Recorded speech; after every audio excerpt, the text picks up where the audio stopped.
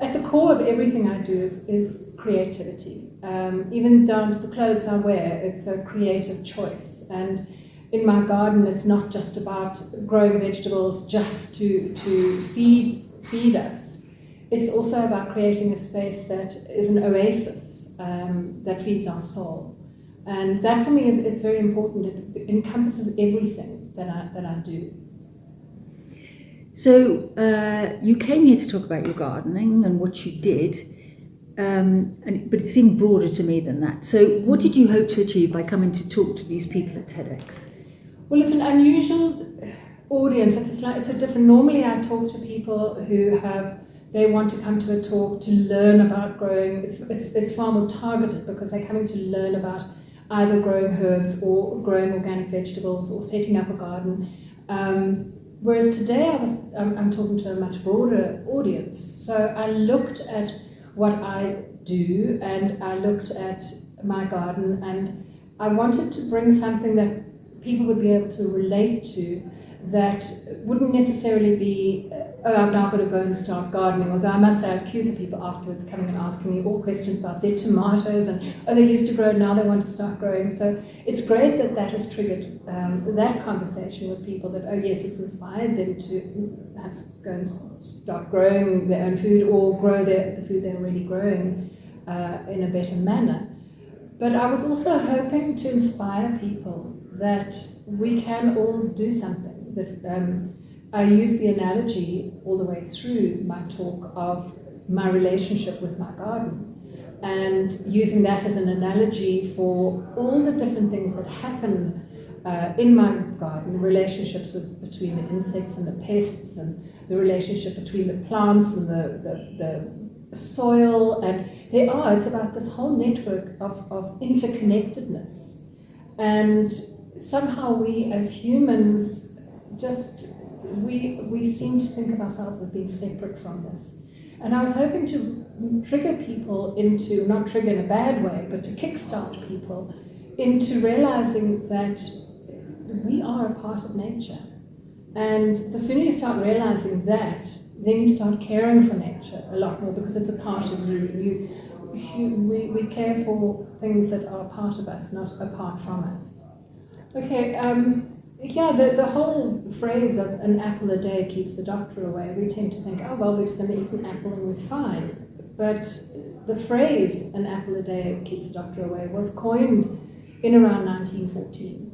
And through destructive agricultural practices, through the use of toxic pesticides and chemical fertilizers, our soil has become so degraded in just over 100 years that we would have to eat 26 apples to get the same amount of nutrients that a 1914 apple gave us.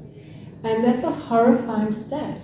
It really is, because our arable soil provides us with nutrients, and the more you use chemical fertilizers and pesticides that degrade those nutrients, it has such a knock-on effect.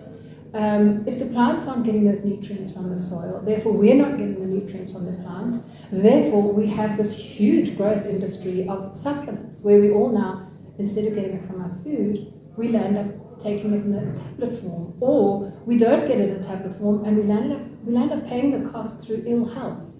And people, there's often an argument that, oh well, organic gardening is expensive, it's a lot more expensive to go that route.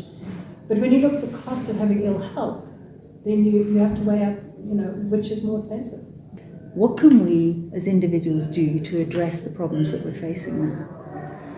Well, in my experience, again, it can be very overwhelming if you think of yourself as this individual against this huge tsunami of oncoming change.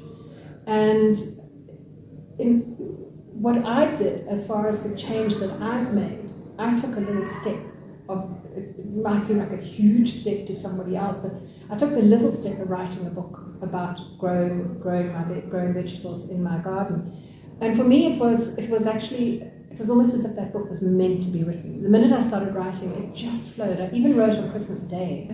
I never knew that this book was going to be so successful. I had no idea at all. I just knew that I had to write it. I was compelled to write it before I was run over by a bus, and this info was just killed with me.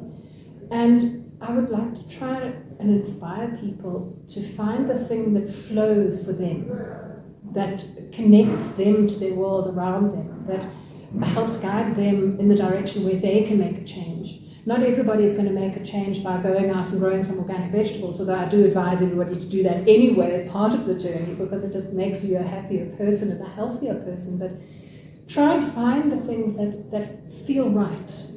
When you're fighting against something the whole time, then it's not the right path. When you're on the right path, the door's open. And to try and find those paths, for each of us to find those paths, and through those paths where we're doing the right thing, in no matter whichever direction it is, then I think that we will all start making our own little steps of difference.